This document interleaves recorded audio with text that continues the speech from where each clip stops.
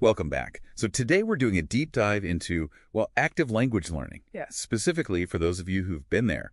You sit down with that textbook, maybe a grammar guide, and the dryness just kills any motivation. Absolutely. It's a common roadblock. Our mission here is to pull out some really practical techniques, things that can swap that dread for actual progress. And we're drawing this from conversation between two learners, Ben and Anna. Right, so Ben was prepping for an English exam, and he was really digging into a traditional grammar book. His verdict, pretty blunt, boring. Oh, yeah, sounds familiar. But Anna's response is what's interesting. She didn't just say, ditch the books. She pivoted. She shifted the focus away from that, passive theory towards immersion, towards actually doing stuff. Yeah, that shift is huge. It's about getting away from just memorizing rules and actually like applying the language in ways that fit into your day. Yeah. Anna had 4 methods, pretty low stakes ones. The first was her favorite, learning with music. She listens to English songs in the morning, finds the lyrics online, and just sings along. And it's not just about fun, though. That helps. Think about why that works better than, say, drilling flashcards. Music taps into your hearing, rhythm, and crucially, your emotional memory. Oh, okay. When you tie a word or phrase to a tune you like, or how the song makes you feel, it sticks better. It sort of bypasses the purely analytical part of your brain. The recall is just stronger because it's linked to feeling, to context, not just a definition. That makes a lot of sense. So, okay, moving from listening, what about watching stuff? That's technique too, right? Optimizing screen time. Ben mentioned he watched cartoons and movies, but he was using subtitles in his own language. I mean, doesn't that help understand what's going on? It helps you understand the story, yes.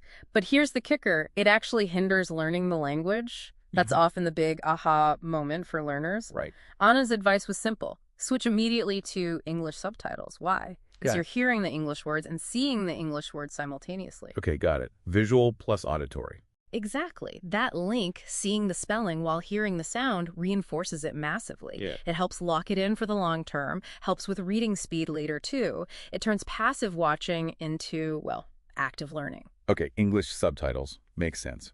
But what about actually speaking? Producing the language. That brings us to Anna's third idea, which sounds maybe a little funny. Self-talk.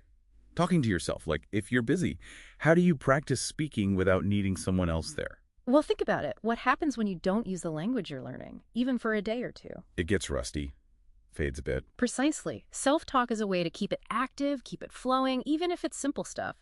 Anna's examples were super basic. I'm drinking water, or I am happy today. Just narrating your life in simple terms. Yeah. The goal isn't complex sentences. It's just keeping the language right there at the front of your mind, ready to use. Low pressure. I like that. Low pressure.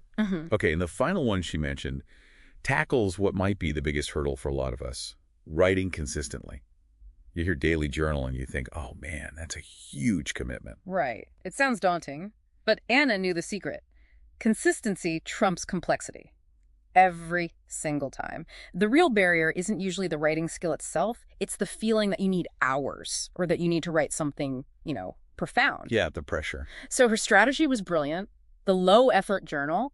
All you do is write 3 simple sentences about your day.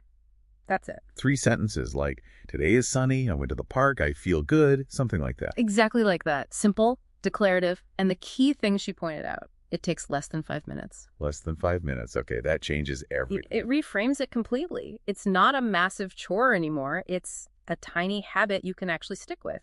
You build the muscle of daily practice without the overwhelm. So these 4 things, music, subtitles, self-talk, the super short journal, they all pull you away from that dry theoretical study? And push you towards actually using the language, speaking it, writing it, making it practical. So bringing this all together for you listening, Ben and Anna, they finished their chat by actually deciding to practice together. After school on Monday, they were going to try these things out. And while each technique is useful on its own, the music, the subtitles, talking to yourself, that quick journal entry. Yeah, they're all good steps. The source suggests maybe the biggest boost comes from that shared accountability, knowing someone else is doing it too.